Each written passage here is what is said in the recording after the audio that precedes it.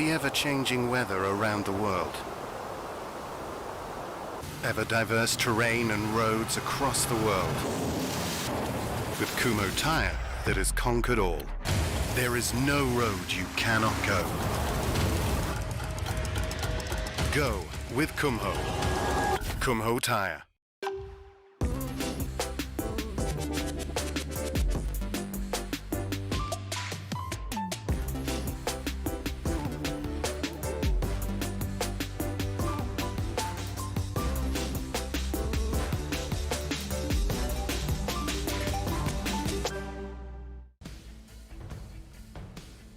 Good evening, ladies and gentlemen.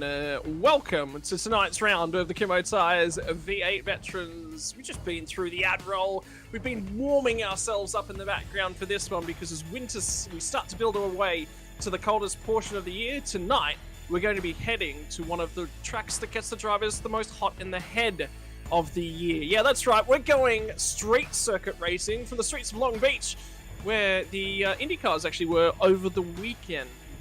So congratulations to all the guys that were out there. Were you watching any of the IndyCar action there, Brady Baldwin? Any of the IMSA action that was coming to you live from the streets of Long Beach over the weekend?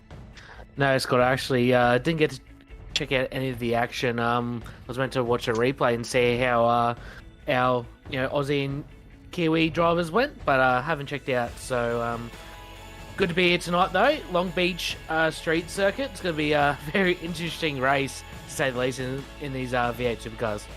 Yeah, that's it. We're looking on the west coast of the United States for this one, down in your bottom left-hand corner, all the way down in LA. That's right, we are heading to the streets of Long Beach. They are famous. They're fun. I can even see the track. As soon as we started zooming in there, you can actually see exactly where we're going to be racing here tonight. It just sticks out. It's so easy to see. That long, curved main straight, the run down to turn number one, the fountain. Who is going to be cutting the gardening, or perhaps maybe paying the gardening bills to get those flowers replaced, Brady? Hopefully none of these drivers tonight. I don't think they'll be hoping to end up in the fountain, but I've seen it plenty of times before, so if these are the cars to make it happen, I wouldn't be too surprised at all. But going on the track map, once again, 4, 5, 6 very tight corners and very technical as well. A lot of curb usage and can unsettle these cars a lot. And then the little back straight 8 to 9, and then the infamous turn number 11, where I'm sure we're going to see plenty of action tonight. Yeah, and don't forget, standing start's going to go very, very deep. Are we going to go all the way back to the hairpin at the final corner? Time will tell. Safety car potential tonight, Brady? I think we're at 100%. I don't see us getting... It's very, very rare you get through a Long Beach race without a safety car. Oh, 100% agree. And like you said, I think it's 100% guaranteed that we will get a safety car at some point. 150 kilometers tonight, so plenty of racing laps, 48 of them to be exact. And yeah, I think it's going to be a wild night, that's for sure, Scott. Yeah, it's so famous, it's so ingrained, and there indeed is the fountain. The streets of Long Beach is such a lovely area to be, and indeed right now it's just heading into spring. It's actually a really lovely portion of the year to actually be over here and on this side of the world. So hello from the streets of Long Beach. That's the images that we've got coming your way tonight. But there was a couple of surprises in qualifying. A couple of guys that were up a few spots. It's Matt van der Crane, for me, is probably the big one. He's put on a lot of pace this season. He's put himself in some really, really good performances through the races that we've seen so far. But a lot of that has come from qualifying. I don't think he's actually finished a race higher than where he's qualified. So tonight, starting in 13th, he has got some work to do. And that's actually what I want to see from Matt van der Crane, is him put together those really, really strong races, grab a couple spots.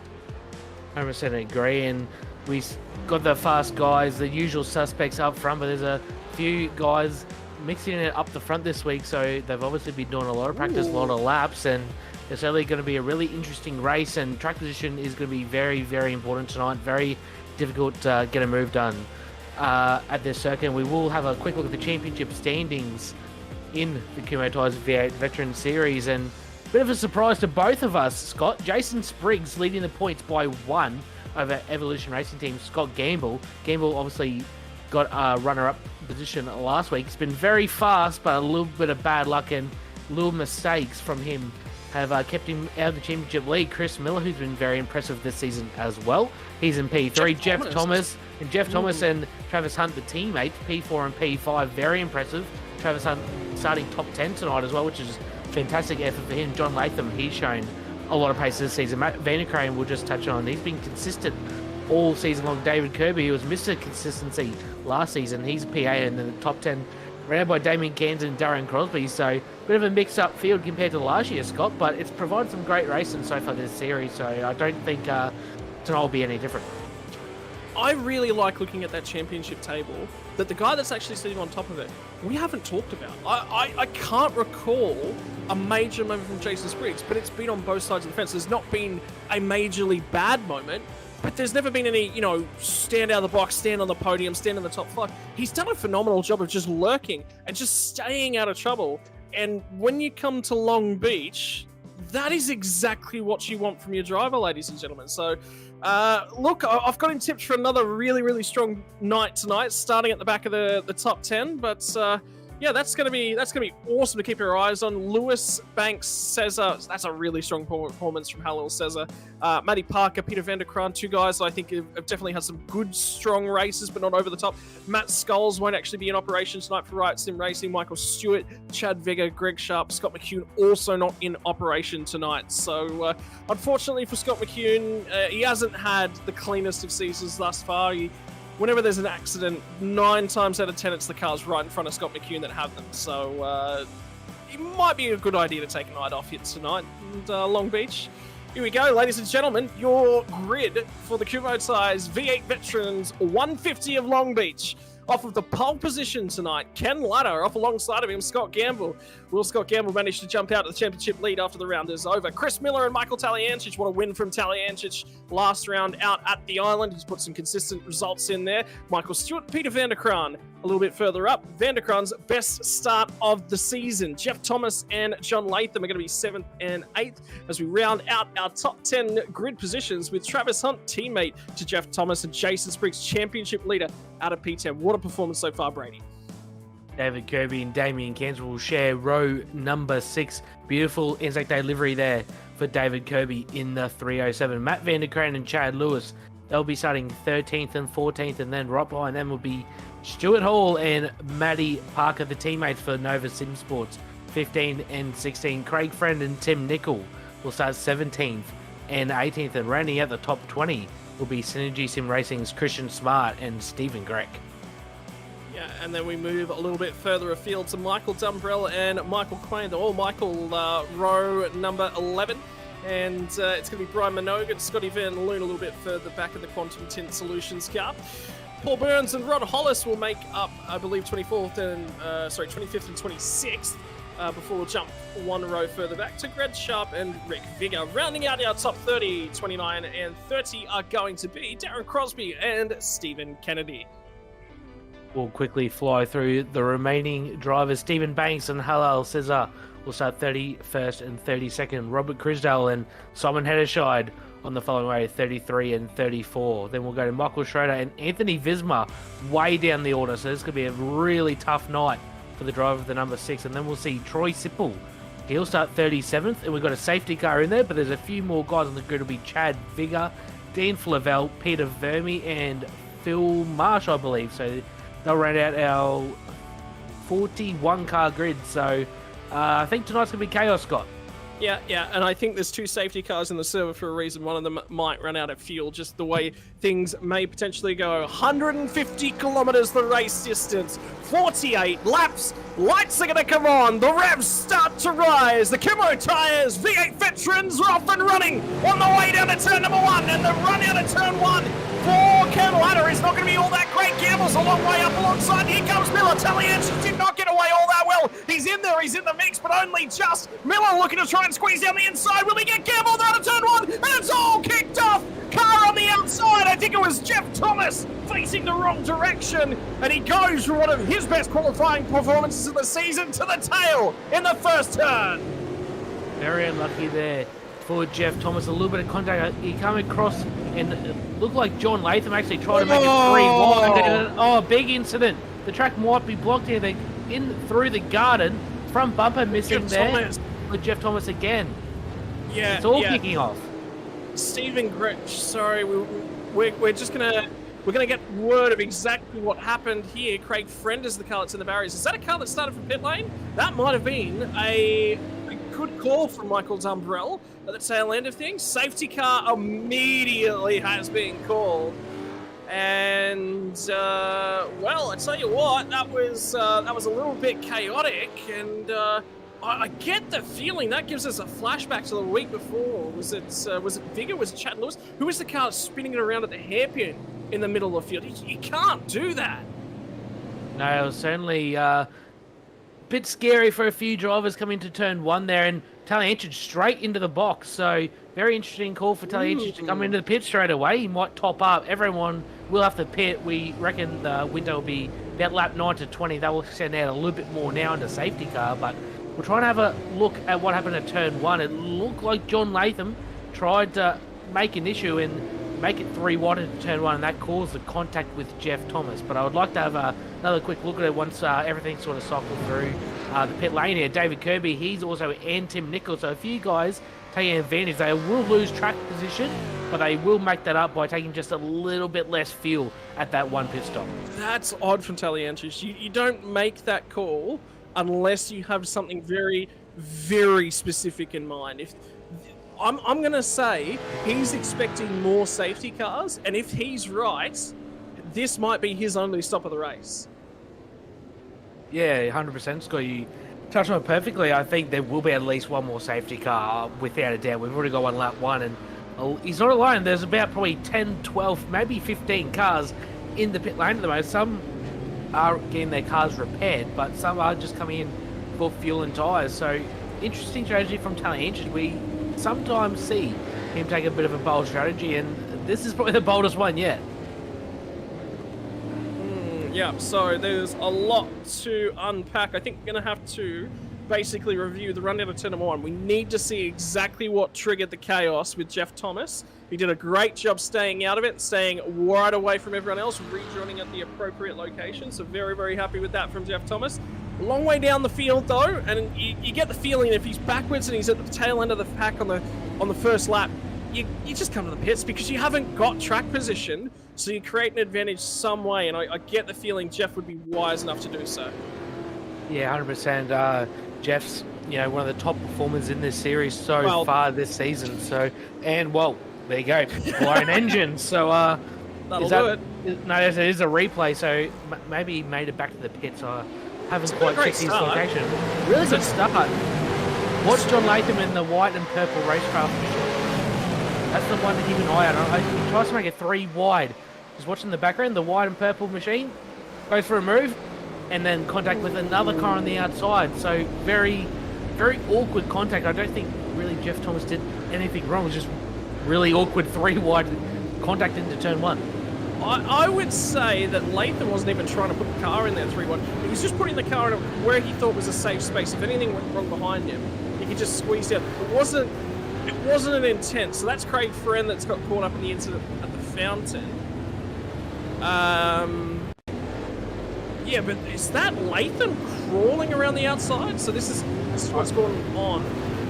So I think Latham maybe tried to redress with. I'd cop the penalty. I'd rather just cop the penalty. And then Jeff Thomas once again, very unlucky. Bit of a sketchy rejoin from Craig Friend. I think he could have waited a little. Oh, that's he's got a penalty. Yeah, coming his way for that rejoin as well. But look at Craig Friend. Yeah, that's a little bit silly there. There was a hole there. There was a hole. There was a slow car behind, so I can't. On first look, it looks a lot worse than it is, but there was a gap there from Craig Friend, but it's got to be a bigger gap. You've got to be confirmed that it is a complete another gap. I can see what he's trying to do. I can absolutely see what he's trying to do, but yeah, jury's still out on Craig Friend at the moment, ladies and gentlemen.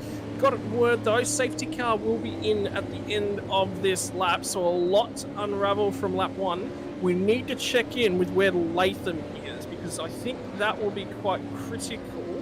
It wasn't Latham that went all the way to the rear, was it? P22 currently for John Latham, so I think with everyone pinning behind him, because if you have a look, Michael Taliancic, he's P24, and he was the leader of the guys that did come in the pit. So essentially, John Latham is pretty much at the tail of the field of the guys that haven't made their stop yet. Yeah, interesting. So there's a lot going on, ladies and gentlemen, a lot to unpack from this one, but not enough time to unpack it as yet. We will be going green flag racing. Safety car has jumped away at the head of the field. And now the field is going to be in the hands of Ken Latta. He got it on pole. He's got control of the field yet again. How are they going to go getting through the hairpin? Remember, not going to be able to overlap until after they get out of there. Latta has gone. Gamble's going to try and follow him along, but a great launch there from Ken Latta. He settles in. He's clear. He's off on the run down to turn number 1. And how does the rest of the pack file through here, Brady? They're sort of spaced out a little bit here, which is probably a smart and wise choice off the restart.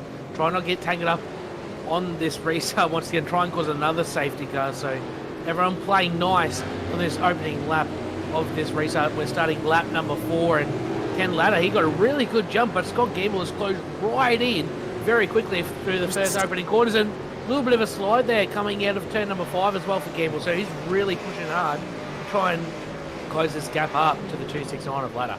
I can also tell you, ladies and gentlemen, there was somebody locked up in turn 1. I cannot tell you who it was. Scott Van Loon. It was Scott Van Loon. He was around hard into the barriers at turn 1 and got his way going again. Lost about 4 spots in the exchange, and that's how battle scarred and wounded he looks at this point in time. And that damage all before that moment on the run down to turn number 1. So that is not because of the incident at turn number 1. That is previous damage. I think he's just trying to ride around, get to his pit lane opening window and get on from there. But in the meantime, Latta has gone and will chalk up. 4 laps completed in the lead. 3 of them on the safety car, 1 of them under green flag racing. And he's setting the pace for them to chase at this point in time. 19-1, so reasonable pace out in front early on from Ken Latta. Key thing to note that these guys started with pretty much half a tank of fuel, 55.5 litres on board, so the cars aren't really too heavy and should be pretty nimble and setting some really decent lap times in this race. The one to watch out for is Michael Talienchich. He will have a full tank of fuel, so he'd be a fair big disadvantage with fuel load, and the tyre game won't really make much of a difference, so we'll try and keep an eye on Talienchich as this race goes on. Yeah, I just went back and had a look at Talienchich as well, and with that fuel overlap at this point in time, that is quite a hefty drop, and he is struggling to certainly stay ahead and make ground on a few cars in and around him. So he's in around slower cars at this point in time, but that fuel drop is certainly making it a lot more difficult than it needs to be. And there was a huge checkup in the last lap as they rolled out of the last corner as well. So Talienchich is going to try and pick off Halil Cesar here to the outside. He's got John Latham just in ahead of him as well. So these guys went head-to-head last time out. Here comes Latham. Latham's going to try and slice it down the inside. We'll see if he can get that one done in the way. Talienchich is on the outside of Cesar. I think he might just be looking to save just a little bit. Probably not looking to fight that one. It's a difficult move to get down the outside there, but he'll be setting this one up for turn number 1. I think this lap. Look at it. Is that damage on Talienchich, or is that damage to the guy who's fighting? It was Latham, I think, that had damage. So that'll be the lap 1 incident that's triggered that one. In the meantime, not a huge deal of shuffling up and down the field at this point in time. Can tell you one of the biggest movers is Darren Crosby's up 12 spots from 29th to 17th. So he had a very, very good start for Darren Crosby. Unfortunately, Darren Crosby actually has quite a lot of damage on his car. Bonnet missing, the boot and rear wing missing, so unneeded. Usually sometimes if you are missing the bonnet, it has quite a hefty impact. There is a half chance, I'm not trying to jinx him at all, but there is a half chance that motor might expire at some point. Luckily these guys have one fast repair, so maybe he's just holding out till his pit stop, so hopefully it holds out till then. Who was it last week where their engine just went after a period of time? Was it Quain? I think it might have been Quain. I think it might have been, yeah. Because the first thought was that it was going to be Dave Kirby, but it wasn't Dave Kirby because he's had another strong finish last week. This time though, Talienchich will get down the inside at the end of the back straight. That's number 9, gets that job done. In the meantime, Scott Gamble setting one of the faster laps out of our lead bunch, and the first driver to slip into the 18s. Is he going to try and push the margin and get the hammer down and assault the rear bumper of Ken Latta? That is the question on our lips at this point in time. And the big thing from him, we've heard him over the last couple of weeks, is the changes in mentality, the changes in style. He's been good on the tyres, Brady. Is this a saving game here at this point in time from Gamble? Going to try and play himself some track position that way? Yeah, I think so. I think strategy will play a big part in it too. Coming into the race before the safety car, the window was about 11 laps long, and it'll probably remain pretty similar even after that safety car period, just a little bit extended. So a lot of variance in the strategy. So I think Gamble might try something, because we touched on it already. It's very hard to pass around here. So I think maybe an undercut or an overcut of some description will definitely play a part in this race. As we look at Troy Sipple, 17 spots gained for Troy Sipple. Huge effort. He started 37th in, right down the back. He's now 21st. So also Anthony Visma, one guy we did touch on, that was right down the field, which is very uncharacteristic of him. Starting right down the field, we usually see him in the top 5, top 10 at the very worst. He's up to 27th, so watch out for the number 6 machine. I think he might have pitted on lap 1 too, so he'll have a little bit of advantage later on in the race if there is another safety car. Yeah, so we'll keep an eye on the mid-pack battles and keep you updated on that one. We'll also keep an eye, ladies and gents, on Jeff Thomas. I think he restarted in about 38, 39th. He has now moved his way up to 36, so he is gaining. He is closing down to a number of cars just ahead of him. And he has a fresh race car in front of him and all filled up as well. We're actually really interested.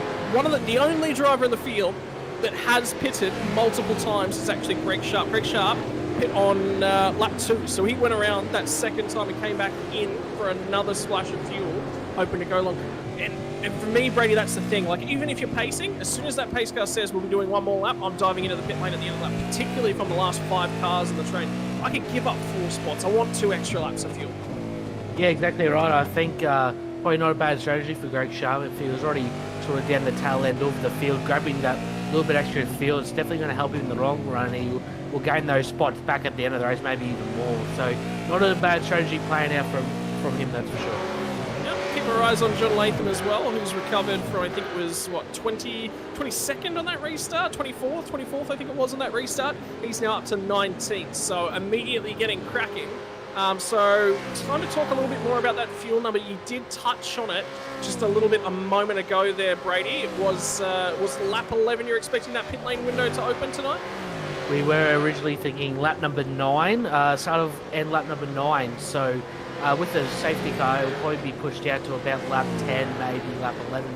As Scotty Van Loon, he's coming out of the pits. He had a lot of damage on the 410 machine, so he's coming, got that car fixed and waiting for the field to go by because he is now a lap down. So unfortunately, that early damage for Scotty Van Loon. So you go a lap down, it's going to make it very hard.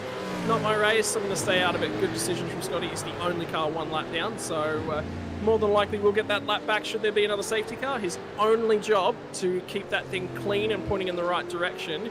And, well, he's exited at the start of lap 9. So a little bit of fuel saving from here can get home, actually. So may not necessarily need another pit stop to get himself home. So that could come into things very, very late on, but that's assuming we go green the rest of the way. If we do go green from here, ladies and gentlemen, or if there's another safety car, there will be 1 pit stop required by the bulk of these drivers. The pit stop will be very short for Taliancic. He's going to try and get past the 17 machine at this point in time, really harassing that rear bumper. And remember that fuel drop, and that's Latham just ahead of him. Hello, Cesar dives in a pit lane to get himself out of traffic. Well, not a bad strategy. Chuck on some tyres and maybe get a bit of an undercut here, and he should have some clear air once he takes on his fuel. So I don't think it's not a bad strategy from Hello Cesar. We'll keep an eye on him where he comes out after the stop. I think Taliancic just barely managed to stay out of the rear bumper there of the 17 machine of Troy Sipple. So he's managed to do that one. And Sipple just immediately apologized. Sorry, man, not intending to slap the wall. I don't think any driver ever intends to slap the wall, but it is a street circuit, and those tyre bundles come up incredibly quickly. Here comes Tally. Shows the nose to the inside, but Sipple's got control of this one, and you can sense a little bit of urgency. Not a huge deal, just a little bit of urgency. He wants to press on with this. Yeah, 100% right. It looks like he's just really wants to get the move done and try and chase out the field and try and take advantage of the strategy that he has played out. And One thing we have just seen, Rod Hollis. Oh! Oh, big contact. Big save. What a save there from Troy Sipple. And unfortunately, that's going to cost Taliencic about 2 or 3 spots there. It's only cost him 1 so far, but he's going to go around the outside of the hairpin. Huge check up from Chrisdale. Contact made. Visma gets checked up as well. They all managed to crawl out of there at a significant reduction in speed, but Tally just missed his braking marker by a country mile, and Sipple managed to somehow keep them all alive. Yeah, massive save there from Troy Sipple. Unfortunately, just a little mistake there from Tally. Certainly not intentional. Like I said, just missed his braking marker just a little bit, and some minor contact. Luckily, it didn't end up any worse, and drive-through penalty for the 177 of Rod Hollis. So he'll be coming through the lane pretty soon to serve his penalty. He's coming actually right now in the Fishy Motorsport machine. I think the importance of that is he wants to get it out of the way before he pits. So when he comes into the lane, he wants to make sure that black flag is not working over his head. Does not want to have to deal with that one. And here comes Tally yet again. Now he's got Chrisdale to get by, and the Frogleaf Juice racing car going to be quite stiff opposition from Chrisdale, looking to get aggressive to the rear bumper of Troy. Is he safe? He looks to be safe. It definitely looks like there is a little bit of saving there at the moment for Taliencic, and I just don't think he wants to take a big risk. Chrisdale into Sipple. No. Oh, this could... They've gotten past, but unfortunately, Troy Sipple once again, twice in 2 laps, he's got contact. He's going to be stuck there for a long, long time. Yep. Nothing that he can do. He has just got to sit there. And ladies and gentlemen, you got to get the move on. It is Long Beach. It is difficult to get it done. But turn 11 is not the spot to shove a nose. No, it's really not. And bit of a silly error from Chrisdale. He's trying to... Now he's got into Taliencic. No, he got down the turn inside. number 4. I don't think they actually made contact. He did try and get down the inside. Taliencic is struggling. He is really struggling at the moment. Yeah, it looked very close to contact anyway. That's why I called He's it the out. wall there.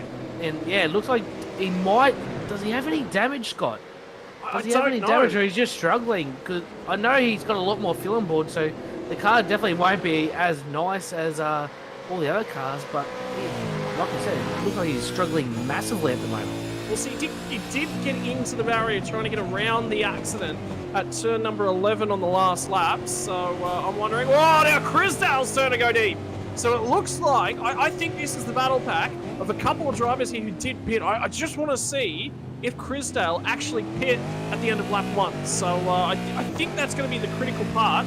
Was he in the lane? Yes, Chrisdale did pit at the tail end of lap 1. So the drivers that you're seeing go toe-to-toe, Sipple was one of the drivers who did not pit at the end of lap 1. Chrisdale did.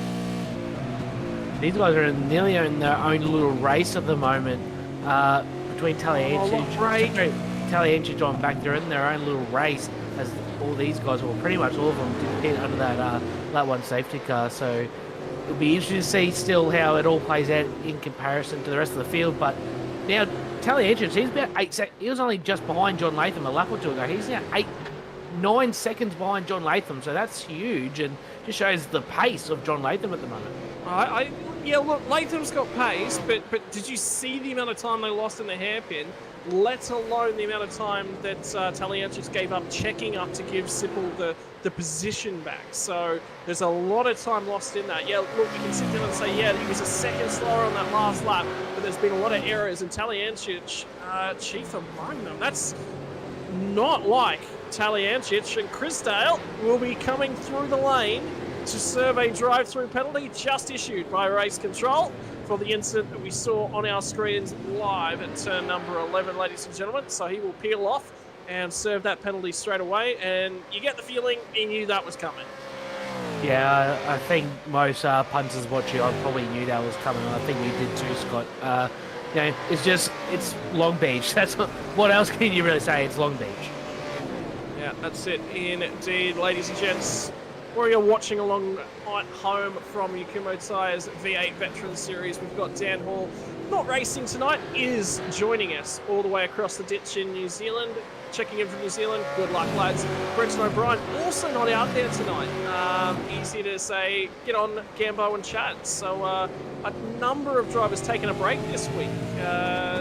O'Brien I had down for a reasonable result at some point throughout the season. I would have liked to have seen him out here on the streets of Long Beach.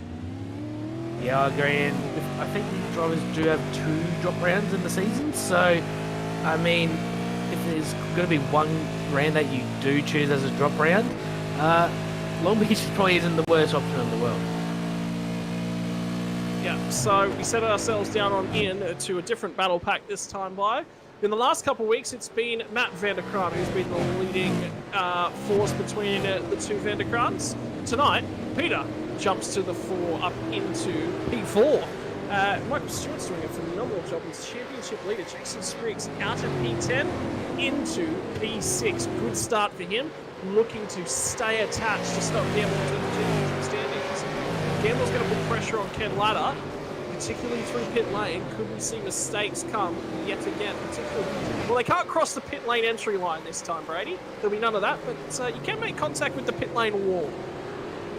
Yeah, if someone does that, then yeah, that'll certainly be interesting. That unfolds, but like you touched on, can't cross any lines here going into pit lane. So interesting little battle on screen though. Michael Stewart, he's Peter Vanderkraan in the wall, big hefty contact on the left front there for Peter Vanderkraan. Missed his brake line, similar to Taliancic a couple laps ago. I reckon he'll be straight into the pits, get that fixed. Sure, no, he stays out. And he's real squirrely out of the final corner. Not going to be checking that steering down the straight as well from Vanderkraan. So he will try and get a reading on see how his car is tracking. In the meantime, we've got to keep our eyes on the battle pack stuff forming up and down the field.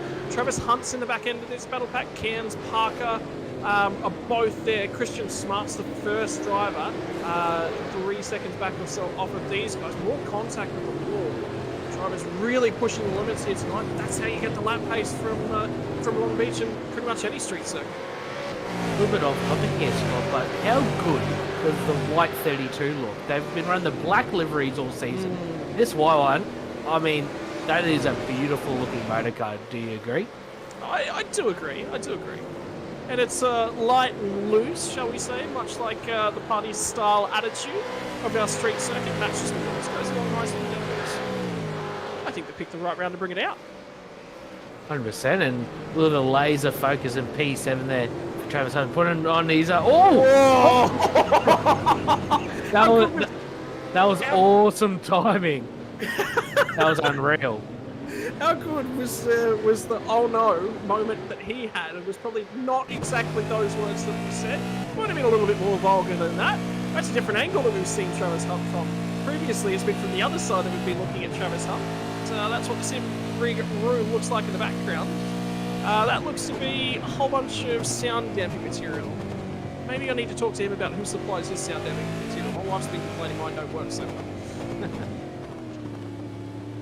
Definitely looks like he's got a really nice setup there and laser focus once again. And yeah, that was a huge moment coming down to turn number 9 and perfect timing by producer Dan Yeaman to get the webcam on at that point. That worked out so perfectly. Look at him taking a breath. He needs to take it at the moment. He's in this fight, and it's not just fight between him and the cars around him tonight, ladies and gentlemen. It's him, it's the car, it's the wall. All 3 things are going to be so crucial to getting success from the streets of Long Beach. Battle pack up at the front, still within half a second of our leader, but then it's 4 seconds back now to Chris Miller. He's starting to just get disappeared on a little bit, but that's okay. He's having a lonely race in P3. You don't hate that for the 666. If you're running P3 in this caliber of field, even if you are 4.5 seconds off P2, you wouldn't be complaining whatsoever. So really good run once again from Chris Miller. Sure, he finished on the podium maybe at Magny-Cours round 1, if memory serves me right. He's been very consistent and up front all season long. And one thing I've noticed as well, no one has come into the lane yet. I maybe thought someone would have come in a little bit early, but looks like everyone's running long in this first stint of the race. Yeah, so everyone running exceptionally long on this first stint. You did get 3 laps in under safety car, excluding the run down to turn number 1, so it's about 2.5 laps under safety car, because the field all checked up, started fuel saving immediately thereafter. So I'm expecting them, what, you're thinking it's going to be somewhere in the realm of sort of next couple laps. We're just shy, 7 laps shy of the halfway mark, so we can't be too far away from those pit stops. No, you are right, and we do have a car in the lane. So on cue, we have Michael Schroeder, who was running the bottom half of the field before he did come in the lane. So he's probably one of the only guys to come in so far, but none of the top 10, 15, 20 guys have come in the lane. And it looks like Travis Hunt, he's coming in the lane. Yeah, yep, I think so Travis Hunt's first of the lead runners coming into the lane. Don't hate that from Travis Hunt. He's looking to get that undercut on, get that little bit of an advantage. And with the oh no moment he had a few laps ago, those tyres would have been screaming for a breath of fresh air. How about 4 new ones instead? That'll certainly do you the world of good. So, going to be a long stop here from Travis Hunt. We've got to keep an eye on where does he rejoin relative to Taliancic. Well, Taliancic has blown his doors off. That was Taliancic that just went by there. But that is going to be, for Taliancic, 47 laps on a set of tyres. I don't think he can make it, but what he will need to do is only just a short splash and dash. How long are you going to take these tyres? What do you reckon? Bet lap 30? That gives you 18 to the end? I would think so. I wouldn't think he'd run it till the last possible moment, because the tyres will be they'll be absolutely hurting by lap 40. So unless he gets another safety car, that's his only hope of making it with the fuel on board. Otherwise, yeah, like you said, we'll have to take a little splash and dash to make it home. We're thinking about 40 laps on a tank of fuel, so he'll be probably 3 to 4 laps short, roughly. I just had a thought. You know who else is actually missing tonight? In fact, his name actually rhymes with what I just said. Jamie McKnight, not here tonight. No, he's not. And I haven't even noticed that he's been missing. So there you I go. would have been curious to see how he would have gone on a rear of field charge. Oh well, Visma will be the guy I think we'll have to keep our eyes on. And how this strategy progresses. Indeed, Visma up to 21st. I think this will be 20th. Tail end of this lap. I think it's actually a 20th moment just ahead of David Kirby. As the pit cycle starts to shuffle itself through. A few drivers have now pitted. Hunt pitted on the end of lap number 18. And we'll have 30 laps to go to the end of the race. But we'll be good to go to the end of the race for him. So it's going to be interesting night now for Travis. He's only just barely, ladies and gentlemen, come out in front of the race leaders. That is them on screen right there, and that is critical. He cannot afford to get held up and both of the leaders in. So that's as far as they possibly could have gone. It's the end of lap number 19, start of lap 20, and Miller's in as well. So that says that is maximum fuel distance from all involved. Stewart stays out. Fender Crane stays out. Cairns is in. So a few guys been able to save a bit of fuel and go another lap, but it looks like it's sort of half and half at the moment out of the top 10, 15 guys, whether they stay out or pit. And if you're Michael Taliancic, you would have been hoping for a safety car well before now. Probably about 3 laps ago was Taliancic's preferred safety car window. So that says to me, a whole field at the front end of town were saving big time. Now, we've got to keep an eye on this one because it was a big fuel drop at the start of the race for Taliancic. The largest amount of time he'll spend static tonight in that pit lane is already underway. What is the pit lane transition times, the static times going to be for our leaders? Gamble, I think. Gamble's out ahead. Gamble has jumped Kenneth Ladder in this one. And where are they going to come out relative to Travis Hunt as well? That is another key part of this arrangement. Craig Friend has got through. So all the cars that did actually pit on that opening lap are actually out at the front end of this thing. Anthony Visma is on an out lap at this point in time. So he's come in for a very short drop. Have a look at where he's come out. He's come out P4. So I think Taliancic might have the winning strategy here because he was actually a fair bit ahead of Anthony Visma. Yeah, I just did not even think of that until you said it, Scott. So very interesting. I think this will be one to watch, that's for sure. Later on this race, when Taliancic makes his stop, he could be on for a pretty decent result at this point in the race. Yeah, another car's going to peel off and go through pit lane. Peter van der Kraan going to stay up. I don't hate this from Peter van der Kraan. I'd run this thing as long as you absolutely can. The fact that everyone else pit all at the same time told me that that was as far as they possibly could have gone. So Crosby and van der Kraan still yet to come to the attention of their pit crews. Both of those drivers not pitting under the caution. Van der Kraan, my word, is he... Oh, sorry, that's Crosby. Oh, I was about to say that. I was going to have a heart attack there for Peter van der Kraan. We saw him in trouble, but we did not see him in the fence. So I'm glad that was not him. I'm glad that was Darren Crosby instead. Albeit that one has actually happened off the screen again.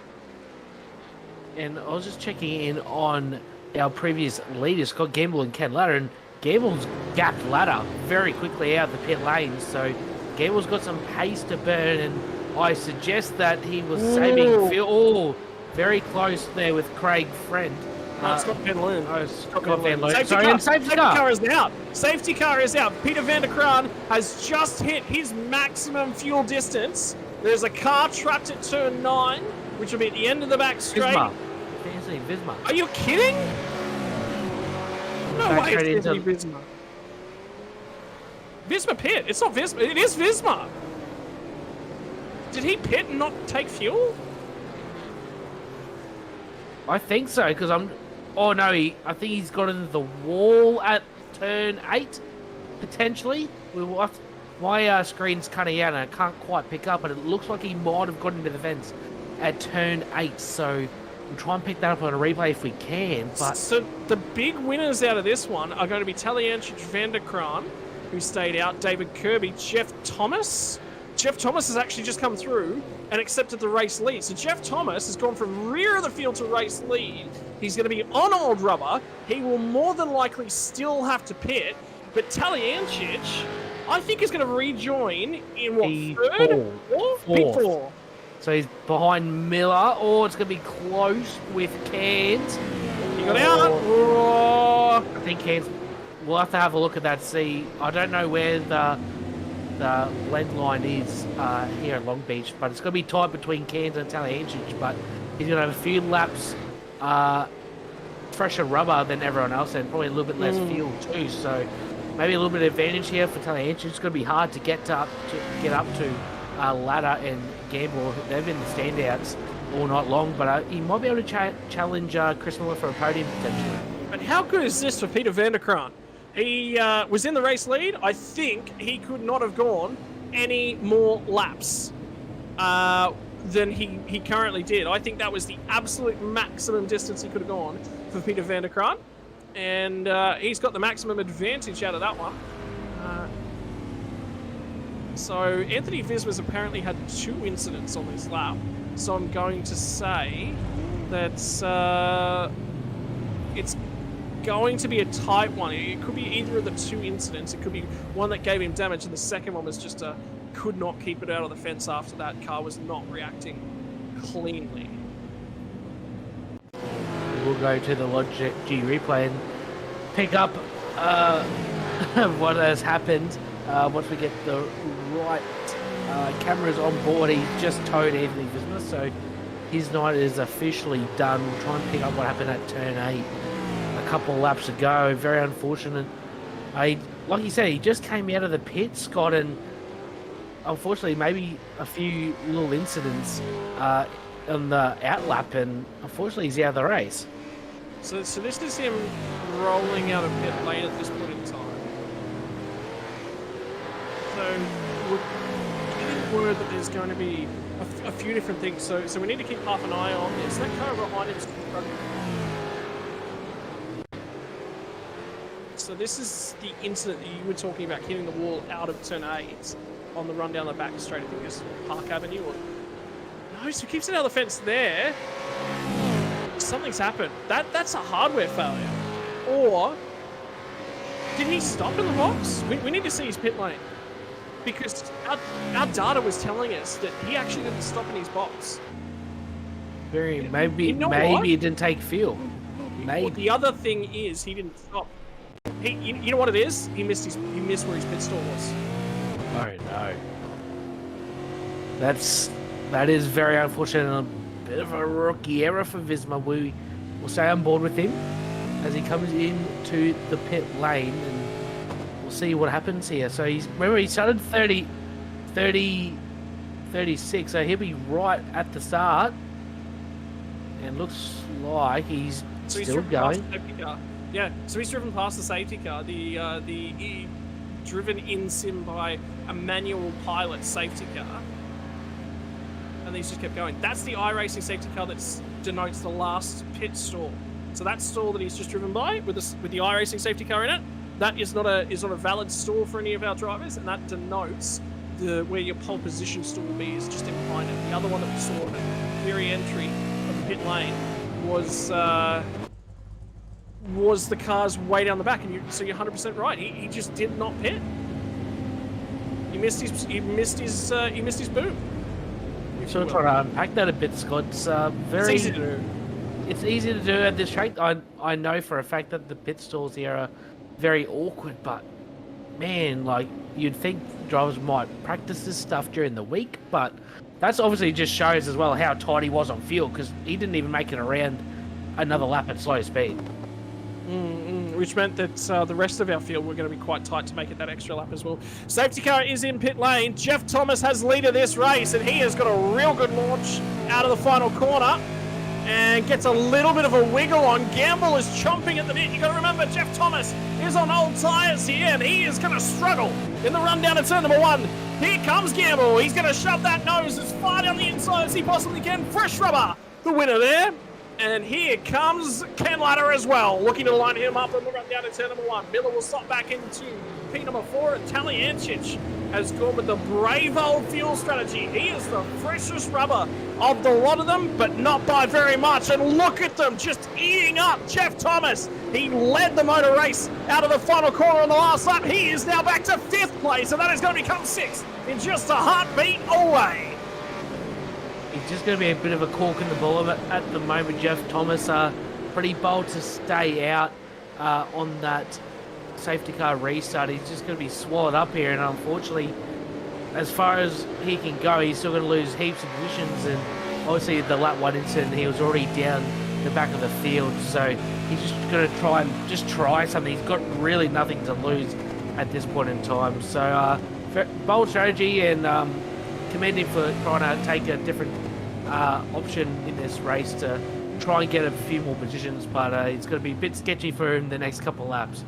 I did not expect that we would be saying, when Michael Talyancic pit at the end of lap number 1, that we would be seeing him back in P3. I thought he'd thrown it away. I did not believe for a moment that he was going to be back up here at this point. So he's done extremely well. There's been a few oopsies along the way, and now you're seeing Michael Stewart's on board as well, as he is struggling in that VR headset. Look at him tilt. Leans a little bit down into turn number 1. Now he's looking through the fountain as he tries to settle himself in. That's what it's about. It's important to turn your head. It's important to look through the corners, because you set yourself up. If you're looking directly where your car is going right now, what's the point? You're looking in the wrong direction. 100%, you've got to be very vigilant in the circuit, because one little mistake will bite you quite badly, as we've seen already tonight a few times. And Scott Gimbley in front. He looks pretty well in control of this race. He's checked out 1 second already on ladder off this restart, and Talyancic's a little bit ways back, but got helped by Jeff Thomas a little bit on that opening lap. So we'll see if Tally has some pace to try and close down ladder, but even if he does, it's going to be very, very difficult to make the move. Something's happened to Matt Vanderkraan on that opening lap as well, because he was in P12. He's now a good 7 seconds off of Dave Kirby ahead of him. So, and that car is all scuffed up on both sides of the Mustang. Tell you what, this would be awesome to see the V8 Supercars actually at Long Beach in real life. If there's ever another return to the US of A, V8 Supercars Australia, if you're listening, please, oh please, oh please send the V8 Supercars to Long Beach. That would be phenomenal. That would be pretty wild, that's for sure. Yeah, I couldn't imagine what the spectacle would be especially at turn 11. Certainly think it would be bringing a lot of fans to the track because I think it would be absolute chaos. Oh, you'd be calling them all over the city. You'd hear the engines and you just want to go in. Anyway, Logitech G replay as we think about what could be utterly amazing of seeing V8 supercars from an iconic track in the world. Whoa! Something has happened prior to the last corner. There was a check-up in the pack as they were all starting to set themselves up. And then I think Matt van der Kraan has got to get back to the head of this field because that's where he was. That will definitely be 7 seconds because everyone else has disappeared up the road. And it continues, I think, further back in the pack as well as everyone's just sort of filing on in here. This is the rear on shots. It was Michael Stewart. Michael Stewart. Something happened to Michael Stewart. Looks like, yeah, a bit further up, someone just nearly about stopped. Yeah, oh, was it Stewart or Smart? We'll try and have a look. We're looking at Michael Stewart. Tally's checked up. They've all just about come to a stop. I think that's actually being triggered by the race leader. Quite potentially. Certainly hard to tell from that camera angle. Might have been Jeff Thomas maybe checking up, but we will check. We'll have a look at Jeff Thomas on that restart and just see what happened. But man, massive checkup for Matt van der Kraan. And it checked a little bit of contact from Chad Lewis in behind. We're looking at Thomas. So they're all coming down the back straights. They're all trying to condense the pack. It's Chris Miller. Yeah, look, it was Chris Miller. That was the main culprit of that. Luckily, everyone sort of got away with it, but unfortunately, van der Kraan dropped 7 seconds off Kirby. So, everyone on back from Matt van der Kraan's a bit of a loser in that. And Chad Lewis, could quite understand he probably wouldn't be too happy with Matt van der Kraan at the moment. Yeah, fair enough. And ladies and gents, that unfortunately, if you've never participated in simulated racing of any sort at Long Beach, A, you're missing out. B, it's hot, it's sweaty, it's difficult. And C, well, that's just one of the difficulties of safety car restarts here. You got to manage your pace, you got to manage your buffering, and sometimes it's none of your fault. It was in that case for Matt van der Kraan. Is managing to hang on. Stephen Kennedy at the moment struggling out and around the outside, but I was about to say Matt van der Kraan is starting to take time out of Kirby up ahead of him. So there is a recovery effort coming. Spriggs started out at P10, our series leader by a single point at the moment over our race leader. Started out at P10, back to P10, so a reasonable night there for the Saipan Esports driver. There's a few drivers up and down the field. Jeff Thomas is managing to hang on to that. He's stabilised. This is actually a really good drive. If he can hang on to this, it's going to be a mammoth effort from here. But if he can hang on to this, he's in a great spot.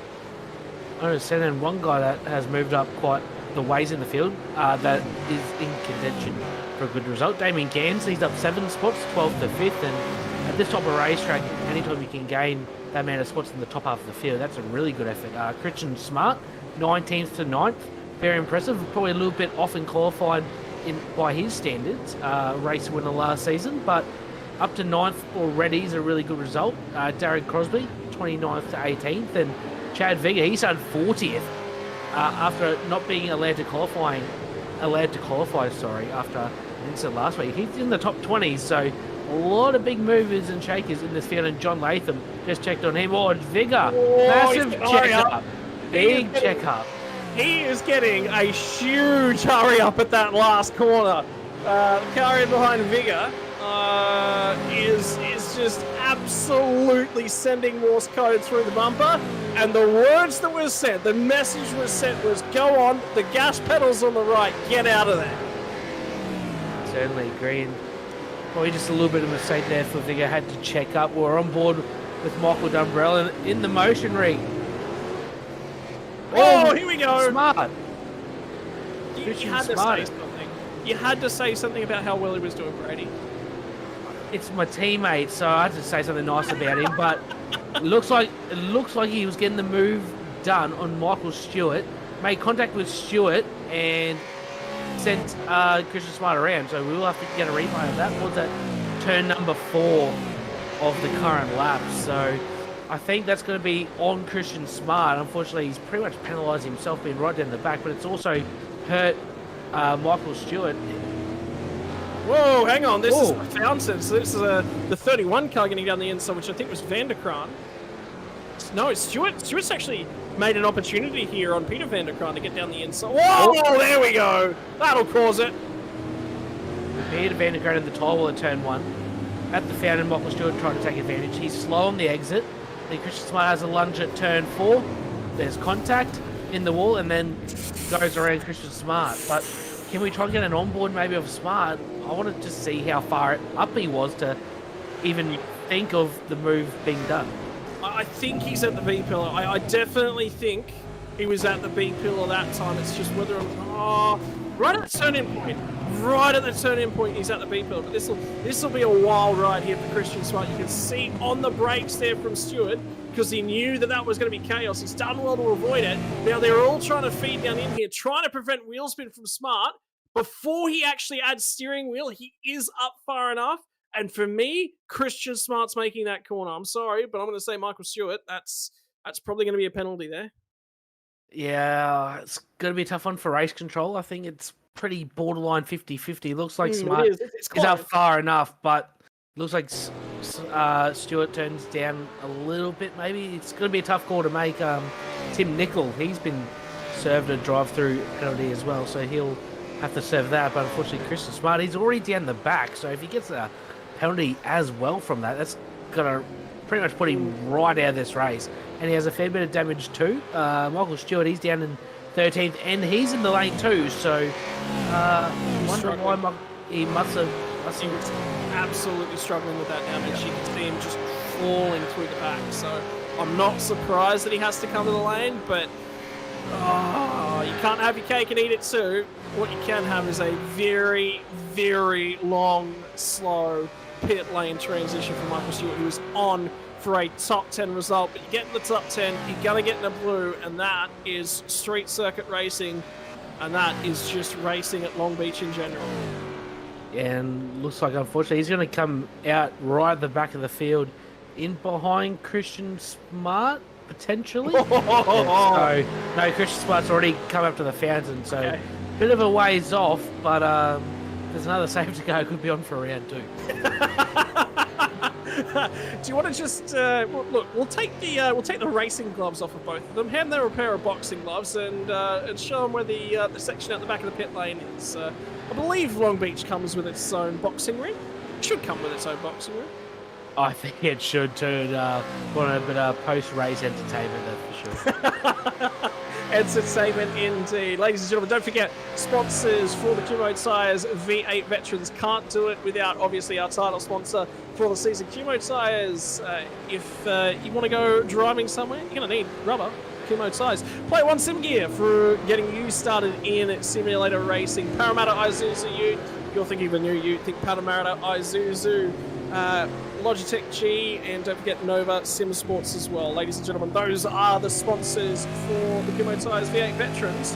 And when you get a blockbuster at Long Beach, well, a blockbuster as every race with the Kumho Tyres V8 Veterans is, I think it's hard to say that sponsors don't get their dollars worth.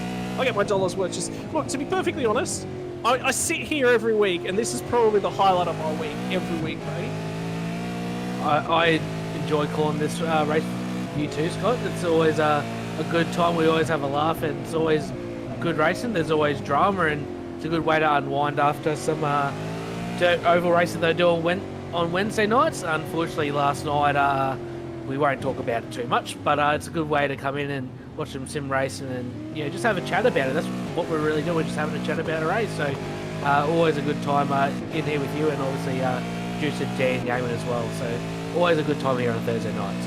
Yeah, Thursday nights, Kumho Tyres V8 Veterans should be the spot to go. So Scotty Gamble has got to the lead, ladies and gentlemen, and he's got control of that. He's got fastest lap of the race. He is now 1.25 seconds clear at the front end of things. Talianchik's just got his way into third, and Chris Miller settled back into fourth with Damien Cairns running at top 5. Jeff Thomas on a hailing toss. I'm really keen from Jeff Thomas to see if he can get this thing to the end of the race, because if he can, this will be, I think, driver of the season to squeak points out. I'm really, really impressed. Cairns hasn't managed to put too much time on him, and Van der Kraan in behind him is not closing up. But I tell you what, Jason Spriggs as well, after that restarted 10th, with the incident between Stuart and your teammate Richie Smart, yeah, that's promoted him up to V8.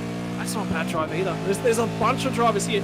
Dave Kirby, as we're watching this battle between himself and Travis Hunt, watching this one on board at this point in time, this is a good drive from both of these guys. Again, clean car from Dave Kirby. This is his biggest skill. Certainly is, and just getting through the race pretty unscathed. They got him P2 in the championship last year, just staying clean pretty well every week and just being consistent. Ran the top 10, top 15, and the odd top 5 for the 307. So always puts him in good contention at the end of the season. We already see he's in the top 10 in points. We've seen earlier on. So another good drive for Dave. So P11, oh, a big moment for Travis Hunt. Huge moment. Was that? No, so it was Scotty Van Loon, I think it was. It was a lapped car that was in and amongst the middle of them. I thought for a moment it might have been Peter Vanderkraan, but it's, that wasn't the case. No, it was Tim Nicol. Tim Nicol. There we go. Yeah, it was Tim Nicol. So I was about to say, that didn't look like Van Loon. But anyway, Visma hasn't returned to the track either, ladies and gentlemen. He is going to finish this race out of pit lane. That's been his mark lately. And I was saying at the top end of the show, John Latham has scored just about every penalty that you can find on a sim in the last few rounds. Anthony Visma has found just about every way you can retire from a race in the last few rounds. Yeah, very unfortunate for Anthony Visma. Just a simple mistake, really. And Kirby having a look around 9, 10, 11 complex. Going to be very ballsy to get a move done. Oh, no! The hairpin. Here we go. And have a look at them all, check up in behind. Kirby comes out of there, does not get drive. It's going to be Hunt that manages to hang on to this one, and the car buying into this picture. In the background is Chad Lewis. This has presented an opportunity. Is Kirby going to be weak when they make their way down to turn number 1? And here comes Matty Parker as well. If you thought he was lurking beneath the waters, it's going to be the fishy driver that is the big fish in this one. Gets the job done on Travis Hunt as well. Hunt started to struggle on those tyres. Great respect as well from Travis Hunt to give the room there to David Kirby at the hairpin and didn't cream him for room at all so they could get through unscathed. So great driving from both drivers, and Kirby just had a really good run down the front straight and really deep under brakes into turn 1. Got the position. He'll be up to P number 9 with that, and unfortunately Travis Hunt looks to be struggling just a little bit on this set of tyres and looks like he might be vulnerable to Chad Lewis and Matty Parker in behind. Yeah, and Chad Lewis just having a little bit of a wiggle there as well. Look at the acceleration. The rear end of that 32 is just skipping around all over the place now. So he is having a lot of problems with that one. Shows the nose there from Chad Lewis. He just wants Travis Hunt to know that he is coming, and he is coming in a big way. And he nearly had that opportunity on the last lap out of turn number 11 to get the drive. This is where Hunt is weak. He's weak in the braking zone as well. He's just struggling at all corners of that car right now. There's no turn in. There's no confidence for Travis Hunt. And that big old moment we saw earlier on in the race, well, I think he's about to have a fair few more of those. 100% right, and look at the gap he's already dropped off from David Kirby in just this one lap. At 21.4 last time by. Kirby did a 20.3, so that's 1.1 seconds lower. I know he would have had to give up the position at turn 1, would have slowed him down a little bit, but just shows he's just struggling a little bit in the last portion of the race compared to the guys around him. So it'll be interesting to see if he can hang on to the top 10 finish. Chad Lewis, he looks pretty eager in behind, so it'll be interesting to see if the 727 can get the job done. Is there any way that we can get another one of those onboard shots from Travis Hunt? Because if there is not sweat just steaming down his face at this point in time, I don't think he's working hard enough at this point in time. It was a change in position for Hall, I think it was, and Gretsch further down in the pack. And here comes the onboard shot from Travis Hunt. He has got a grit between his teeth at the moment. He is struggling, and you can see it. Trying to stay cool, trying to stay calm. It's a big engine, it's a big set of rear tyres, and it's a lot of car control and focus before you even get to a street circuit. You never really are relaxed around Long Beach, but he's certainly a lot less relaxed than what he was when the last time we seen him. He looks, pretty under the pump there in the 32 JWA Motorsports machine. He's really focusing, trying to hit his marks. Like we've touched on earlier, one simple little mistake and you can end your race very, very easily around the circuit. Yeah, and I want to touch on the next two drivers that are sort of just up the road from these guys. Spriggs and Peter van der Krum. There is a car stuck at the last corner as well. I think they're just trying to get rolling. John Latham! Something's happened to John Latham! He's currently in the pit lane, so mechanical black flag. So Simon Hederscheid is the car that's off at the last corner. Oh, so yeah, it looks like there's pretty big... Looks like Hederscheid's made a mistake, crashed into the tyre bottle at the last corner. Somehow, I can't really fathom why.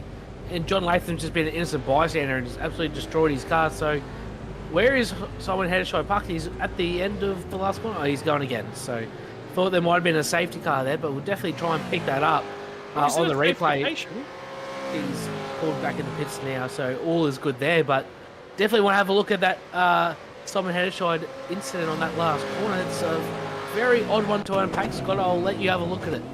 Yep, so the Logitech G replay is going to tell the story, and that is indeed John Latham right there, struggling with that rear wing missing. Not a lot of downforce, not a lot of grip. Checks. Oh, it's the car ahead of Hederscheid. Sorry, it's the car. It is Latham, sorry.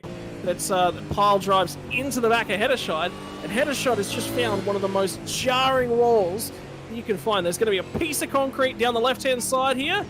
No, it's the tyre bundle. He's hit the very end of the tyre bundle. It's like he just forgot to turn hang the on. corner. Hang on, we might have ourselves a safety car. We might have a safety car. Tim Nicol has just called for a request to tow. He's parked outside of turn 5. This could be interesting. A Safety car. It is. It's a safety car. Well, now what do you do? Jeff Thomas is sitting here cursing because he was in with a really, really good hunt, and the field had stabilized. He was in a really nice little window, tons of time, no pressure, very easy. For Tim Nicol, tons of pressure on him at this point in time. He is sitting there, and he is just going to sit there and wait to be given permission to tow. It's not been a good driver. Good night for the driver of the 23, and it's going to be a very, very long wait for the field to gather themselves up. Leader is on the run down to turn number 6 at this point in time, so about halfway through the circuit, and we're going to get a restart with about 6 laps to go, I estimate, at this point in time. This is going to spice things up. I don't think Jeff wants to be too mad, because we did think if he made it on field, it would be a miracle, so this will give him a bit of breathing room in terms of field. So yes, he did have a gap to the car behind Jason Spriggs, but I don't think he'll be too disappointed because he might be just safe on field now. As we look at the 23 of 10, Nicol just lost the rear end big time, and just maybe a little bit of frustration there because he really didn't keep his foot out of it, and looks like the car's still running, not smoking, so yeah, a bit of an interesting one there, Scott. Yeah. Safety car is going to grab our leaders on the run down to turn number 1. We are going to have not a lot of laps left to run here at Long Beach. Safety cars breed safety cars. We're going to condense the field here, and Michael Taliancic is in P3 with an opportunity to get aggressive with the rear bumper of Ken Latta here. Winner last time out from Phillip Island. What a great drive that was to go back-to-back at the island in 2 seasons. And they're going to start releasing some light traffic here. Indeed, the first car that gets released is actually John Latham, who went a lap down after that mechanical black flag. He'll have fresh tyres too from the tail end of the field, so this is actually an opportunity for John Latham. And if I was him, why not? Come back down, let's strap another set of fresh tyres on, let's see what we can actually do from the rear end of this field. He's going to have, what? He's going to have 20 lap fresher tyres than the field if he pits again here. Thomas is still out. Thomas pit on lap 1. So Jeff Thomas at this point in time has done 40 laps on that set of tyres, Brady. And 40 laps on a fuel tank as well. We estimated a full tank will last about 40 laps. Yes, we've had a few safety cars, so like I touched on, this safety car might just help him get home, but yeah, 40 laps on tyres is absolutely nuts around this track. This very high tyre wear track. And man, for Jeff Thomas to do that many laps on a set of tyres, kudos to him. And to recover from pretty well the rear of the field after that lap 1 incident, it's remarkable he's in even contention for a top 10, let alone a top 5. Yeah, so there's a few cars in pit lane at this point in time. I'm just trying to keep up to date with everything that's happening. Latham did not come back to the pit lane for a fresh set of rubber. Did pit on lap 38, so we only pit a couple of laps ago. These tyres have basically just had a heat cycle put through them. So an opportunity for John Latham to get aggressive. Michael Stewart, Christian Smart, opportunities for them. Remember, we talked about those two guys coming together as well. Race control, no penalty issued. So nothing that went on between them. Safety car is going to be in at the end of lap number 42. That is going to give us 6 laps of racing action. If you thought the action tonight was maybe a little bit lurking beneath the waters, maybe not aggressive enough, not enough noses being shoved down the inside, Brady, I expect these guys to do their impression of a road course slide job. I think could be on the cards for that. One to watch will be Ken Latta. He's typically the type of guy, he'll make a move. He'll have a go. He's going to have a go. Doing enough racing with Kenny in these cars. He's going to have a lunge if he's close enough, 100%, and he'll give it a red-hot crack in the 269 machine. And Delianchage, he's now caught up to the back of Latta as well, so we'll see if he can maybe make an advantage. Remember, he's got a few lap pressure tyres, maybe a little bit less fuel on board too, we're thinking. So Delianchage could be one to watch here as well, but I think pretty much out of those top 3, any one of them could win, and if they come together, man, it could really open the door for everyone else in the field. Anything could happen, ladies and gents. Anything could happen. This is Long Beach, and you're looking at a driver that's already gone from the back of the field back up to the front. If he can snag a top 5, something happens in front of him, and he doesn't lose a spot, he gets 5th. That is driver of the season worthy right there from Jeff Thomas. I rate it. I strongly rate it. What do you think? When he was backwards at turn number 1 and watching the whole field trouble pass, head in the hands, wait patiently, then a car impacts you, there's nothing you can really do. You think he ever thought he'd be in with a shot of a top 5 at the end of this thing? I don't think he would have. I don't think we were thinking it either. And if I was him, I probably wouldn't have thought that either. So the fact that he is P6 at the moment, it's quite remarkable, like I touched on, and he's got potential to even go up further. So a fantastic drive for Gamble's Jeff. gone already. Gamble's gone already. He's caught them all napping. He didn't even wait to the apex of the last corner. He has just gone. We were getting patient here because we'd expect him to go out the last corner. No, he backed them all up, got them set, and then just went before the last corner. Got it dived in there, and that margin has worked. He was not patient on that one, and they have all been caught napping, and Talianci's just not even in contact really with Ken Latta. There'll be no opportunity for a move down at turn number 1. Gamble is gone. What a fantastic restart there for Gamble. Like you said, caught them all napping and already built out nearly a second lead in a couple of corners. So remarkable restart, and looks like everyone gets through turn 1 and the fountain cleanly so far. So, man, God, Gamble, what a restart. He's already checked out, like I said, 0.8 of a second, and Talia looks pretty racy in behind Ken Latta too. So we'll see if anything happens for P number 2 on the road, but looks like Tally's already checked out on Chris Miller in the 666 just a little bit. So I think the one to watch here will be Latta v Taliancic in the remaining 5 laps this time by. I really want to see John Latham with that fresh rubber get on the rear end of somebody here, because he's got an opportunity with that fresher tyres, and there's a few cars that are starting to come back a little bit towards him. But here comes Taliancic on Latta. They are starting to close it down. Gamble has just about gone out of sight on these guys. And now it's going to be the battle in for P number 2. How nervous would Ken Latta? Is he a stone cold killer? Is he just calm, cool, and collected behind the wheel of that Mustang?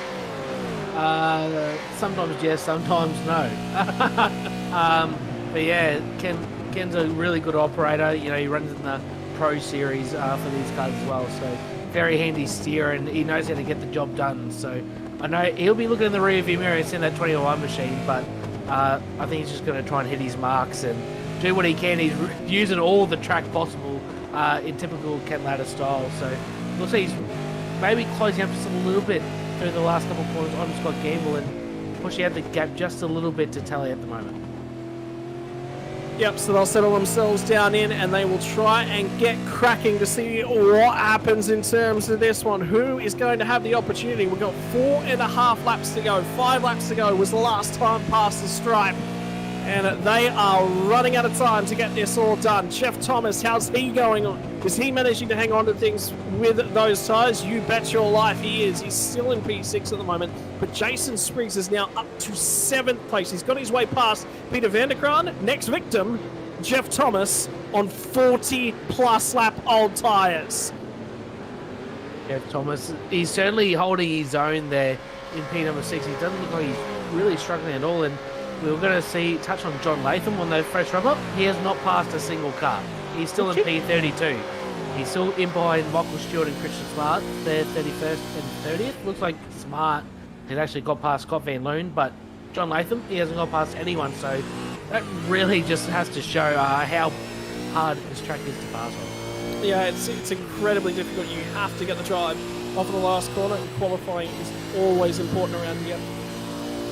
I would say the driver probably, for my mind, if you say the driver with the most raw speed this season, I think John Latham is that guy. But he's really showed the fact that you need to be consistent. You cannot just show up one week and then not show your name in the points. He's not in the top 30. He's not in the top 30. You cannot win a championship with multiple results outside the top 10. You've got to be competitive most rounds of the season. Yeah, 100% agree. And unfortunately, a lot of them have been self-inflicted for John Latham, so he's going to be spewing once again on a poor result. But Ken Latta, he closed right in on the back of Scott Gamble at the hairpin, so looks like Latta has some pace to burn. He's closed the gap once again, Ken Latta. Last one by was 7 tenths of a second, nearly 8 tenths of a second. Now 6 tenths, so he's cut about a tenth and a half that last time by, so it might spice up in the last couple of laps here for the race lead. And you know who else is actually really starting to tick some boxes for me this season as well as Chris Miller, 666 machine. He's had a couple of really, really stunning rounds, and now he's starting to set his eyes a little bit further forward. He's going to be in a hot shot come championship race in terms of point standings. He's going to be right in there and amongst it. Jeff Thomas, though, look at the concentration. Look at the wheel. Look how smooth he's driving right now. Look how little he's turning that wheel. That is so key. It's so key to keep that rear end stable, and that is probably why he's been able to look after those rear tyres. Totally agree. And this is one of the hardest tracks to try and keep a car steady in these big V8 supercars. So the fact that he's really not much on the wheel at all is, generally shows he's got a good deal of control in that car. I would want to try and get back on the lead because Ken Latta is stalking Scott Gamble. He's all over his rear bumper, coming to 2 laps to go this time by. He's cut more of the lead, and I think Ken Latta's really going to try and pounce on this very soon. He's closed the gap right up. Yeah, and play Jaws' theme song in the background because he is lurking, and there is a big old shark named Ken Latta about to take a chomp out of that rear wing of Scott Gamble's. If he was a surfer right now, he would be worried. Is this his final wave? Is this Ken Latta's night to win it from the streets of Long Beach? Is he going to go surfing afterwards to celebrate? Who knows? You'll find out in less than 2 laps time, ladies and gents. Because here comes Latta. He's there. He's hanging in. And the critical thing is, there's a lot of dirty air in these cars. It's so difficult to follow. And Latta, right now, is so good under brakes. He's really closing up as they come down to the second last straight of the lap. And there's going to be one more lap left to run. And Scott Gamble is having to cover that inside. He's having to make his intentions known. Latta is right there. His huge opportunity to be at turn 1, but you've got to be close enough. And he's about to make music on that rear bumper. He's going to give it a kiss. There was contact there between Gamble and Latta. Who's got the drive of the final corner? Really nice launch there from Scott Gamble. That's key. First big checkbox. We're going to drive past Barney. He's got a white flag in his hand. The next time it'll have black checkers all over it. Here comes Latta. Has he got what it takes to win at Long Beach? We're about to find out. Look there for Ken Latta at turn 1. He wasn't quite close enough. The one thing to take away from that, Scott Gamble had really good drive traction off the last corner. The one spot that Ken Latta looked extremely way better than Scott Gamble's turn number 5. Oh, sorry, turn 6. So watch for Ken Latta.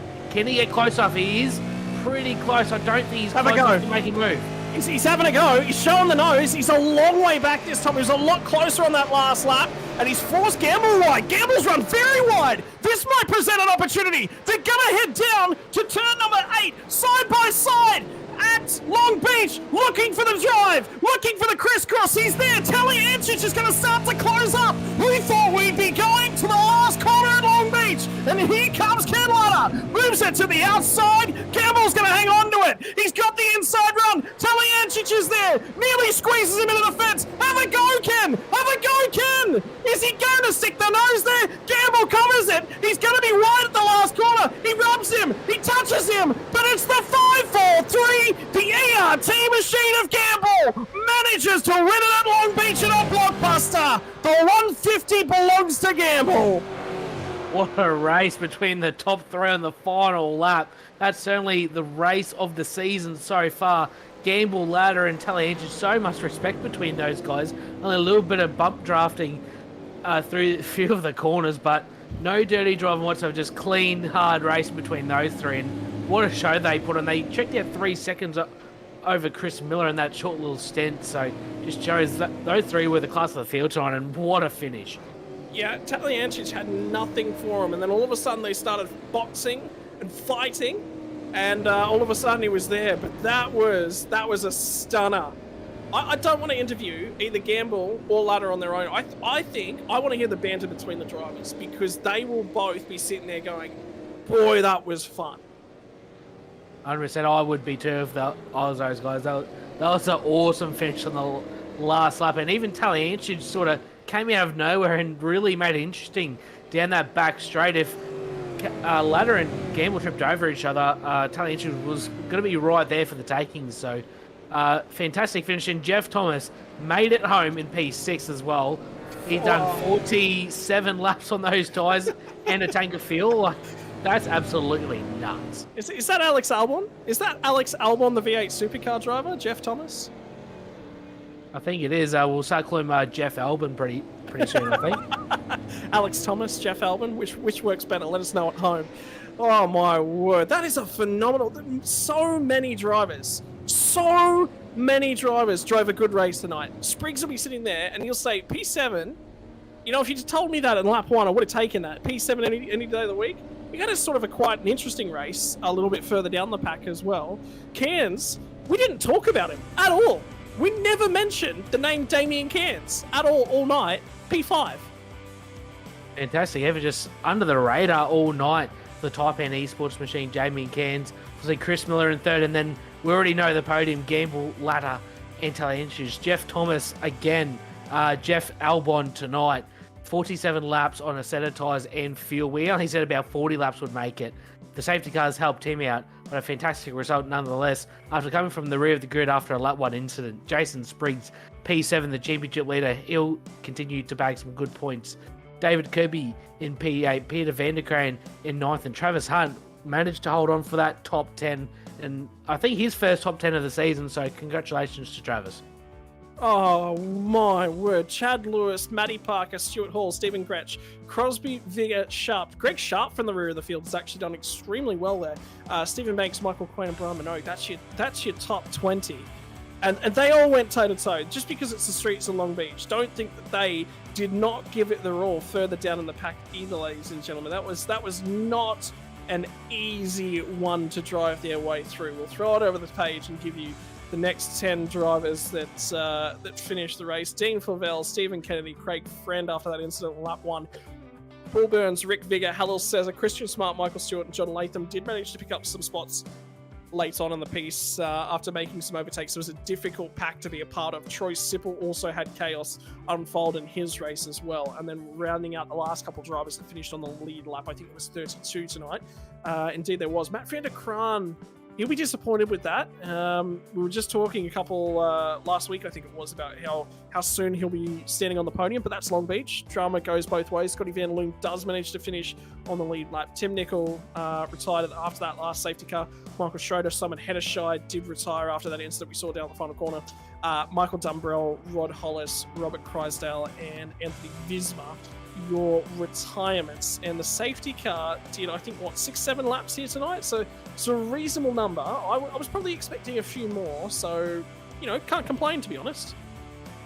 Yeah, I thought it might have been a little bit more chaotic. It was pretty chaotic, but I was expecting a little bit worse. Unfortunately for Anthony Visma, bit of a night to forget for the number 6 machine, but I still can't believe that last lap, Gamble, Ladder, and Talientrich. That was wild, and that's why we that's why we call this sim racing, for races like that. Really makes it worth it. Through a little bit of poor racing at times. That's what you live for as a commentator. Racing like that was really cool. Well, we're going to get the opportunity to talk to them in a few moments, and we might actually do exactly what we just talked about. We might grab multiple drivers in here to have a chat about their races tonight. But we'll start off with Michael Talientrich. We'll talk to him first, and then we'll talk to a few other drivers, unless our producer seems to be showing us that he wants to talk to the top 2. So we might go ahead and do that. Wrong driver. Something a little bit out of the normal here tonight, boys.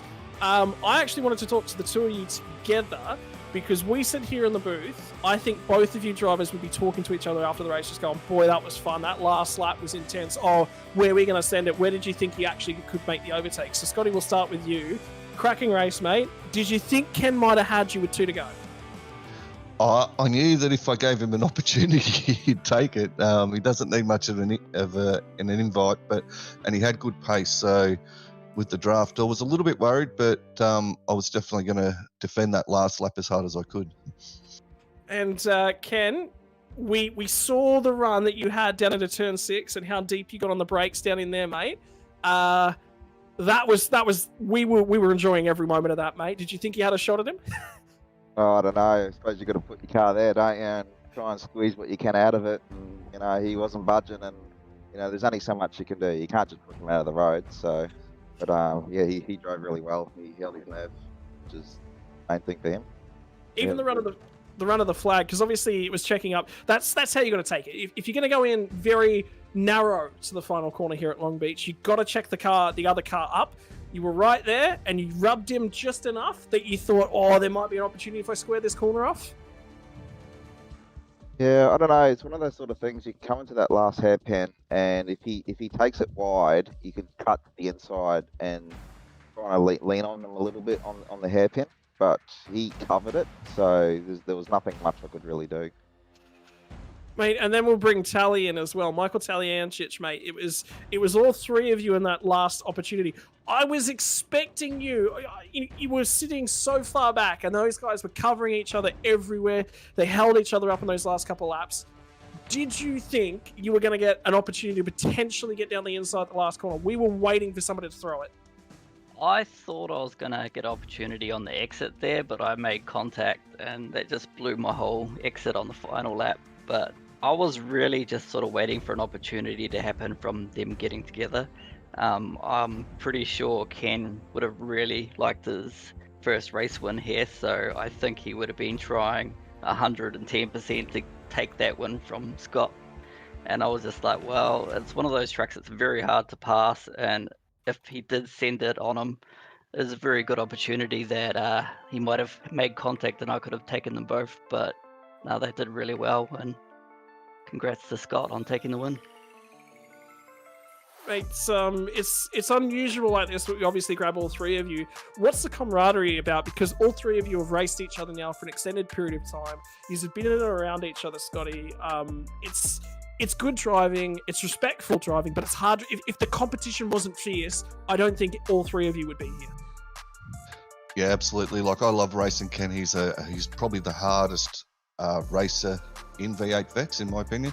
He races extremely hard, and and he's a top bloke to go with it. So, and same as Michael. Me and Michael have known each other for years, and we've had a couple of come-ins together and words at times, but at the end of the day, we put it behind us, and when we get back on track and we race and try and do our best, and have a ton of respect for both drivers. Ken, I mean, obviously that's quite a lot of respect there coming from Scotty. I mean, how long have you guys really known each other and been going toe to toe so far?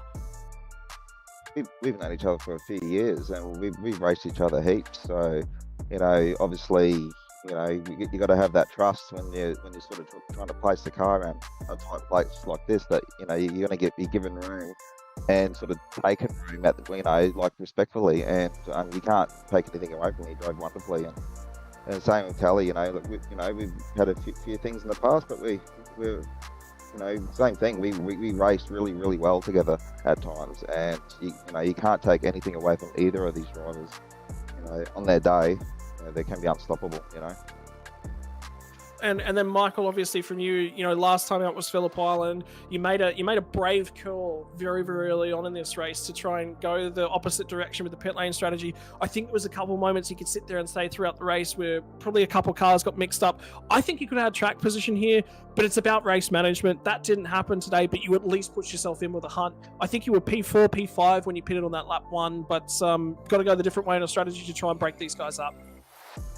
Oh yeah, I don't really think I had the pace that Scott and Ken did tonight, and I just tried to do something different to pull the win. I actually strongly believe in my strategy. I just didn't execute tonight. I actually had quite a bit of trouble back in the pack getting through, and that sort of came down to lack of preparation. I've been doing quite a lot of Phillip Island races in the last few days, and that's where my mind's been at. So it was quite late preparation tonight, but yeah, I went into the pits P4, came out in P5, going for my second pit stop. So I didn't actually lose track position after having quite a big shunt back in the pack. So yeah, I think the strategy worked. I just didn't factor in too much of the risk. How were the tyres actually at the end of that run? And I'll lead this in because we've been banging on the drum with Jeff Thomas. Jeff Thomas did 47 laps on a set of tyres tonight. He was struggling there at the end, particularly in hitting the fuel numbers. But for the rest of you guys, how was it trying to manage the car around? There was multiple drivers who were having the rear skip just a little bit. It wasn't as bad as it was, I think, a couple of weeks ago where we saw everyone really, really struggling with the rear end. I think it was, I want to say Zandvoort. Where everyone was really struggling with the rear of the car. Scotty? Yeah, look, you're right. We were struggling with the car at Zandvoort, but the tyres sort of held up pretty well. Like they would, if you got those little micro or little front end lockups, you would notice it the next lap or two, but it would sort of come back to you. And if you nursed them, you would end up with good tyres underneath you again. So the tyre wear around this track wasn't too bad, really. Well, I didn't find it too bad. But yeah, it was there if you made mistakes, that's for sure. Ken, I think you had the best tyres coming into that last stint, so yours were there and thereabouts. Much to do in terms of tyre wear? Yeah, I mean, it was pretty good. I mean, I was trying to manage it, try not to get too much wheel spin coming off the slow corners. But also in saying that, as you could probably tell, we were being very aggressive as well. So I mean, the tyres were pretty good. When you just have to have just a little bit of respect there, and it did pay dividends for sure. And then finally, Tally, you obviously had the freshest tyres of the front bunch. The strategy sort of went your way a little bit in that regard, but they just had extreme pace tonight. They looked like there was something else. They must have put a little bit of glue on their tyres before they rolled out of the pits, surely. No, they're just doing the job. They prepared well, they're fast. I'll give them full credit to them. I think there wasn't really that much in tyre wear around this track tonight. I actually felt the tyres held on really well. It was just, if you overstep it at these street circuits, it punishes you a lot.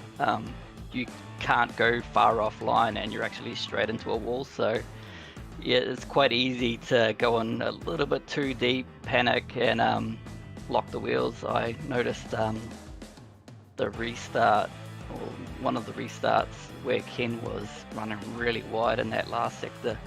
I think he was just pushing a bit too hard to get Scott and fell off. And you can see he just calmed himself down there and he was back on track till I catch him. It was more about tyre temp temperatures than it was actually tyre wear.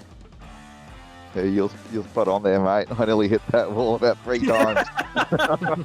Mate, we caught every single mistake you made. We caught the incident with one of the drivers early on there, and then you gave up the spot trying to just get yourself back into rhythm. So it was, by the sounds of it for you guys, it was quite rhythmic tonight. It was about maintaining that rhythm, making sure your cadence was on point, and sort of settling yourself in and staying within that groove. Yeah, it was, mate. It was. Yeah, it's like Michael said. It's one of those ones where there is a line through there. There is a few multiple lines on some corners, but overall, you can't wander far off it. So it's you've got to be fully committed to the track and for the race. And if you're going to go for an overtake, you've got to be 100% committed. All right, lads, thank you very much. We're going to start off with the opportunity to thank the sponsors here for you, Scotty. Obviously, round winner, mate. Who are the sponsors that make it possible for you? Yeah, big shout out to Logitech G over at ERT. They make it possible. We're using their direct drive wheel, and it's serving us well. And yeah, congratulations to Ken and Michael. Fantastic race. That was really good, and I'm looking forward to watching the broadcast from you guys, as I always do. Back, I settled down after the race, and to the drivers within the V8 Vets community, thank you. It's what makes the place, makes it fun, and yeah, it's really good to be a part of. Thank you. Ken, your opportunity, mate. Oh, yeah, first of all, thank you to Race Control and all the blokes at SSR and you guys for putting on a great broadcast. I love watching it every time we finish the race. And to all our sponsors, Wave Runner Performance Center, Smith & Thunder Renovation, DR Epoxy, DGD Customs, Australian Lemonade Company, DM Sim Photography, JK Science, Nolan, Aftershock PC, West End Mazda, and Twizy Finance. Thank you. And finally, Michael Taliancic out of P3. And thanks to the winner. Sorry. Well on to the winner, Scotty, and of course Telly for hanging in there, taking that chance on that strategy. Well done. Yeah, and then finally, Michael Taliancic. Yeah, congrats to Scott and Ken first off. They did a really good job. They put on a really good show when I was following them. Like, that was actually quite entertaining to watch. So congrats to them for doing that and not having an incident.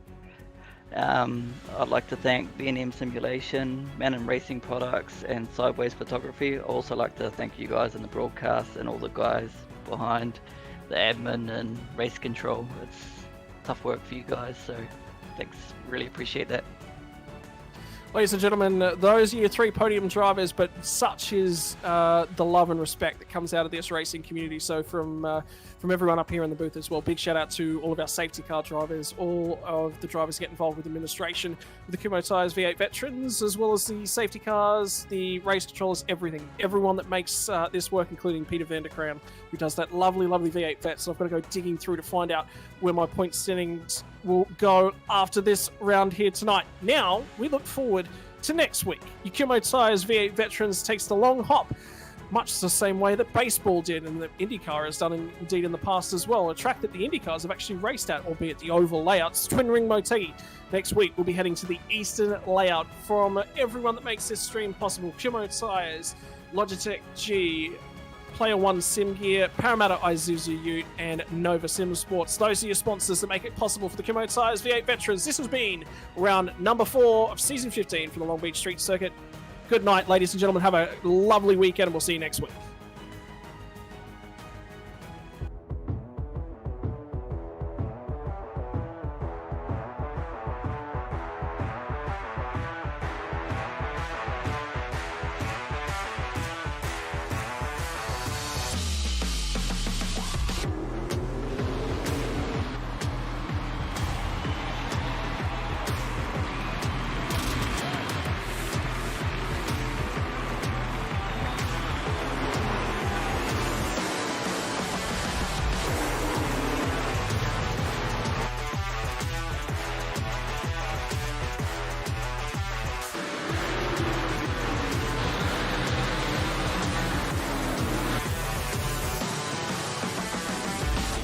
World of Outlaws Dirt Racing is available now.